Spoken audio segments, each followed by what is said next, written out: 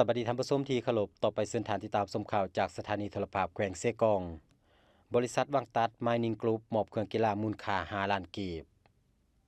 วันที่7พฤศจิกายน2025นี้ที่แผนกศึกษาธิการและกีฬาแขวงเซกองฐานลือไซมานีแสงตั้งหน้าบริษัทวังตัดไมนิงกรุ๊ปได้นำเอาเครื่องกีฬามามอบให้แผนกศึกษาธิการและกีฬาแขวงเซกองเพื่อนำใส่เข้าในงานแข่งขันมหกรรมกีฬาแห่งชาติครั้งที่12ที่นครหลวงวังจันทน์เป็นเจ้าภาพ เครื่องกีฬาที่นำมามอบในครั้งนี้มีทั้งหมด12ผืนรวมมูลค่าทั้งหมด5ล้านกีบกล่าวมอบโดยทานลือไส้มะนีแสงตั้งหน้าบริษัทวังตัดไมนิงกรุ๊ปและรับโดยทานคำไพศิมวัฒน์หัวหน้าแผนกศึกษาธิการและกีฬาแขวงเซกองโดยมีคะแนนการเกี่ยวข้องเข้าร่วมโอกาสดีทานหัวหน้าแผนกศึกษาธิการและกีฬาแขวงได้กล่าวแสดงความขอบใจมายังบริษัทวังตัดไมนิงกรุ๊ปที่ได้ประกอบส่วนในเวียงงานกีฬาครั้งนี้และหวังว่าในต่อหน้าจะได้รับการสนับสนุนจากบริษัทตื่มอีก